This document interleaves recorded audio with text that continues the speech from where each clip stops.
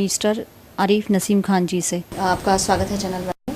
तो पहला सवाल करना चाहूँगी कि मुंबई का जो विकास चल रहा है, जिस गति से चल रहा है, इसमें बहुत सारी समस्याएं भी खड़ी हो चुकी है, तो इसके ऊपर आप क्या कहना चाहेंगे? नहीं, देखिए, सरकार चाहती है कि मुंबई का डेवलपमेंट हो, मुंबई का चेहरा मोहरा बदले, मुंबई का विकास हो, इंफ्रास्ट्रक्चर प्रोवाइड हो, रास्ते बड़े बड़े बड़े फ्लाईओवर की ज़्यादा से ज़्यादा फ्लाईओवर बनाए जा रहे हैं, वर्ल्ड क्लास सीलिंग ब्रिज बनाने में हम लोग कामयाब हुए हैं। तो सरकार चाहती है कि मुंबई का चेहरा मोहरा बदली हो, मुंबई का डेवलपमेंट हो, विकास हो, क्योंकि एक मुंबई शहर एक ऐसा शहर है जिसको हम आज देश की आर्थिक राजधानी कहते हैं। मुंबई में देश के कोने कोने से रहने वाले लोग, इंटरनेशनल शहर अगर मुंबई को हम कहें तो गलत नहीं होगा। तो और पॉपुलेशन इतना ज़्यादा बढ़ गया है मुंबई का, तो उस हिसाब से, उस लिहाज से मुंबई का विकास करना ज़रूरी है, मुंबई का डेवलपमेंट करना ज़रूरी है। एयरपोर्ट का डेवलपमेंट की बात हो तो एयरपोर्ट को डेवलप करने जा रहे हैं, उसका निर्णय लिया गया है। उसमें जो लोग उसकी जद में आ रहे हैं, उसमें जो बाधित हो रहे हैं, 60,000 से ज़्यादा परिवार, उनका पुनर्वसन करने का निर्णय लिया गया है। सी लिंक जो फेज़ 1 हुआ है, फेज़ 2 को मंजूरी देने का काम सरकार ने किया है। बांद्रा टू माहिम, बांद्रा टू वर्ली पूरा हुआ है, वर्ली टू हाजी अली का टेंडर पूरा हो गया है। Eastern express highway, western express highway और ईस्टर्न और वेस्टर्न सबब को जोड़ने के लिए जोगेश्वरी विक्रोली लिंक रोड की बात हो, उसको पूरा करने में कामयाब हुए हैं। हाईवेज़ पे बड़े बड़े फ्लाईओवर बनाने में कामयाब हुए हैं। एलबीएस मार्ग को चौड़ा करने में कामयाब हुए हैं। तो इस तरह से मेट्रो रेल का काम बहुत ही तेज़ी से आगे चल रहा है। 2012 के शुरुआती दौर में मेट्रो रेल शुरू हो जाएगी, उम्मीद है। मोनो रेल काम बहुत तेज़ी से चल रहा है। तो कुल मिला के सरकार की ये मंशा है कि मुंबई शहर का चेहरा मोहरा बदलना चाहिए। जो बेसिक एमिनिटीज़ हैं, बुनियादी सहूलतें हैं, वो आम लोगों को मिलना चाहिए और उसके लिए सरकार कोशिश कर रही है। अभी तुरंत बारिश शुरू होने वाली है 1 मंथ के बाद में, तो पानी जमने की जो समस्या हुई है वो सब में बड़ी मानी जा रही है मुंबई में। और पिछले कुछ साल पहले ये जो तूफान है ये मुंबई झेल चुकी है, तो इसके ऊपर आप क्या कहना चाहेंगे? नहीं, देखिए, 2005 में जो बारिश हुई थी वो एक अलग माहौल था।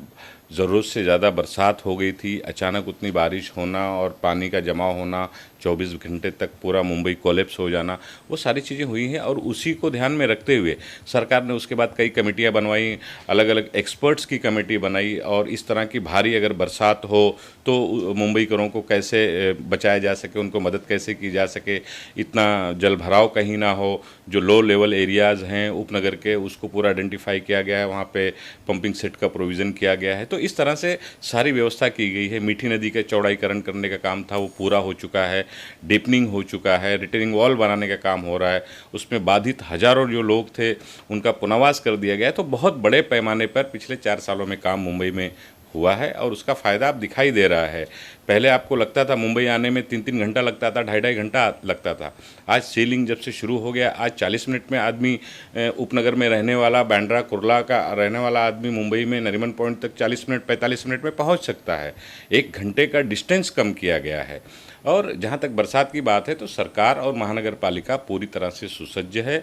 बारिश की आने वाली बरसात को देखते हुए जो भी उचित कदम उठाना चाहिए था सरकार ने और महानगर पालिका ने उठाया है।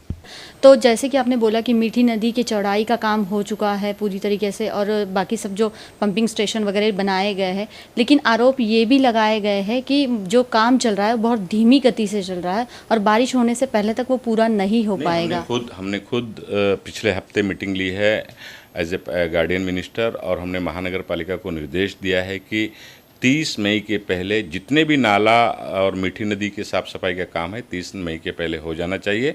और अगर 30 मई तक नहीं हुआ तो जो काम करने वाले कॉन्ट्रैक्टर हैं उनके ऊपर कार्रवाई की जाए, ऐसा निर्देश हमने पिछले दिनों मीटिंग में दिया है। सर, इसी के साथ में मैं आपको ये भी पूछना चाहूँगी कि आपने कहा कि जो बीएमसी आयुक्त है उनको आपने निर्देश दिए, बैठक ली थी आपने, उसमें सब बातें क्लियर भी की गई, लेकिन कुछ जगह पे ये बात देखने के लिए मिली है कि बीएमसी आयुक्त या बीएमसी में शिवसेना बीजेपी की सत्ता होने की वजह से बहुत बार ऐसा होता आया है कि कांग्रेस की तरफ से या जो कांग्रेस की सरकार है महाराष्ट्र में, इनकी तरफ से अगर कोई आदेश जाते हैं तो उसको तुरंत अमल नहीं की जाती।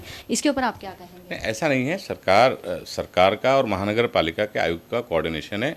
सरकार जो निर्णय लेती है महानगर पालिका बाध्य है उसको अमल में लाने के लिए, और महानगर पालिका लाएगी।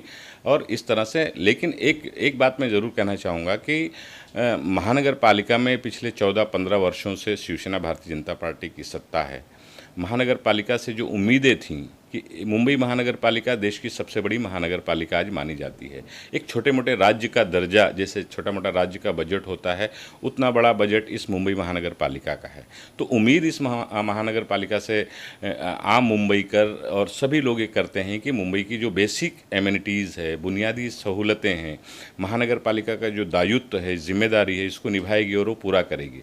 लेकिन कहीं हद तक मुंबई का जो इतना बड़ा पॉपुलेशन है, मुंबई की लोक संख्या है, उसको ध्यान में रखते हैं हमें लगता है कि महानगर पालिका पूरी कामयाब नहीं हो पाई है। इसीलिए सरकार को इंटरवीन करना पड़ा है। पिछले 7-8 सालों में सरकार ने अपनी संस्थाओं को, चाहे फिर MMRDA हो, MSRDC हो, PWD हो, इन सारी संस्थाओं को आगे लाया और सरकार ने अपना पैसा लगाकर मुंबई के चेहरे मोहरा बदलने की शुरुआत की। मुंबई का विकास करने में हम लोग कामयाब रहे हैं, तो कर रहे हैं। कुल मिला के जिम्मेदारी आज सरकार हमारी है। लोगों की उम्मीद, अगर शिवसेना भारतीय जनता पार्टी की महानगर पालिका मुंबई की फेल होती है तो हम कम से कम हमें ये देखना है कि मुंबईकरों को किसी तरह की दिक्कत का सामना ना करना पड़े और मुंबई का जो अस्तित्व है वो हमें बचाए रखना है।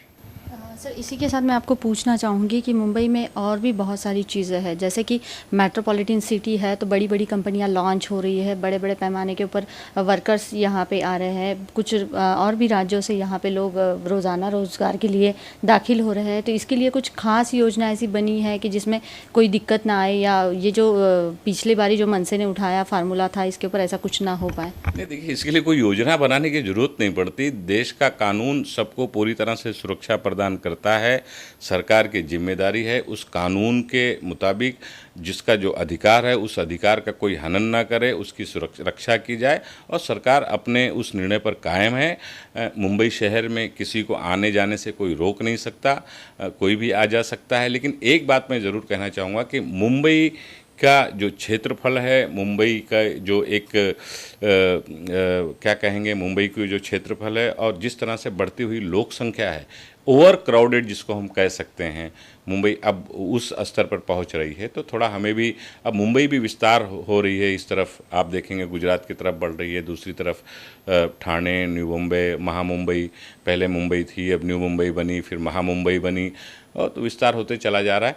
जहाँ तक लोगों का आने जाने का सवाल है तो कानूनन सबको सुरक्षा है और उसके लिए सरकार पूरी तरह से सक्रिय है और सरकार पूरी तरह से ऐसे लोगों को सुरक्षा देती है।